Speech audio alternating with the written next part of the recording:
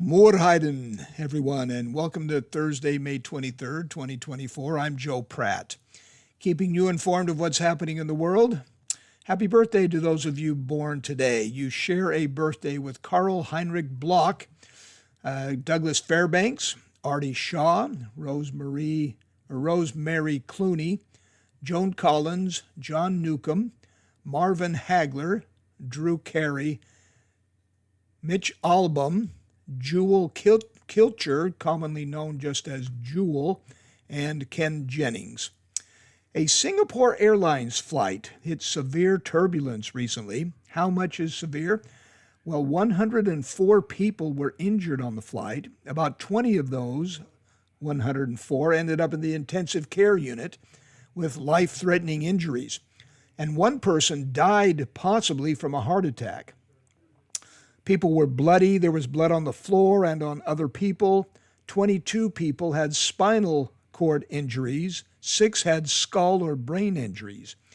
These injuries were a result of bags being thrown out of the overhead bin and hitting people, passengers being thrown against seats and walls and other people. The world's largest tree, nicknamed the General Sherman, is in good shape. That's according to biologists looking for evidence of bark beetles and checking for other signs of damage to the tree.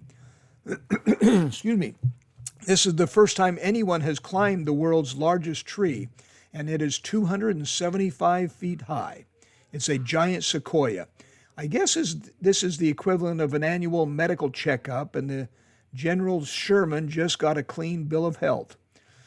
The U.S. Justice Department has sued Ticketmaster and its parent company, accusing them of being a monopoly. The antitrust lawsuit was brought by 30 states and district attorneys general and will try to break up the monopoly.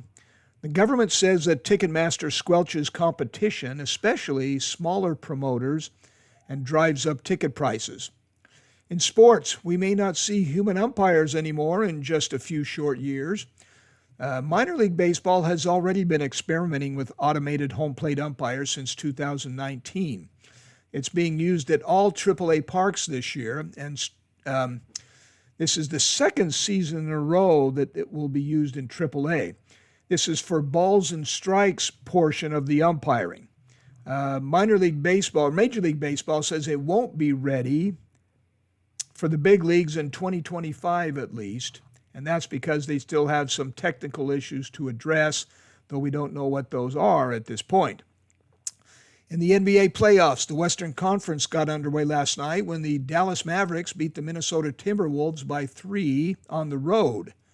They lead 1-0, and game 2 of the Eastern Conference is tonight, with Boston leading 1-0.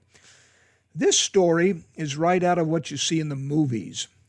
John Stikovich was on his way to work when he saw a house on fire and consumed with smoke. He noticed there were no fire trucks on the scene yet and a distraught woman in the front yard holding a baby. He stopped and asked her if she was all right, and she said, "My baby is still in the house." So John Stikovich rushed into the action, went into the house, only to come out a few seconds later because the smoke was just too much. He went to the back of the house and entered and looked around but didn't see the baby, so he came back out to catch his breath and asked the mother where she last saw the child.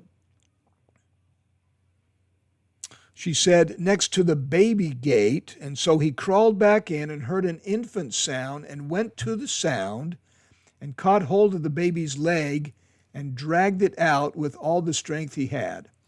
The fire had become so severe that 2 firefighters who came later were injured trying to control the blaze. But John Stikovich was able to get out, and both were taken to the hospital for smoke inhalation. But both he and the baby are doing well. I had always been told that cats don't like water, and it's true for most cats. You never see a cat swimming in a pool, right? That is until you've seen Moses, who is a cat weighing twice the average weight for a feline of his type. He weighs 22 pounds, and his owner tried everything from putting him on a diet to trying to get him to exercise, but nothing was working. His owner finally got a hydrotherapist involved. That's right, someone who works with people in the swimming pool.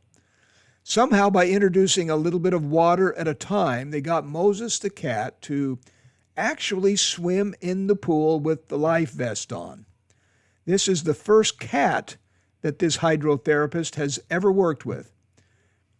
And the best part is that the therapy is actually working. Moses had already lost 10% of his body weight, about 2.2 pounds, and he is more active and livelier at home, and he has increased muscle mass. I keep seeing visions of Garfield in this story. Joe Pratt, make it a great day.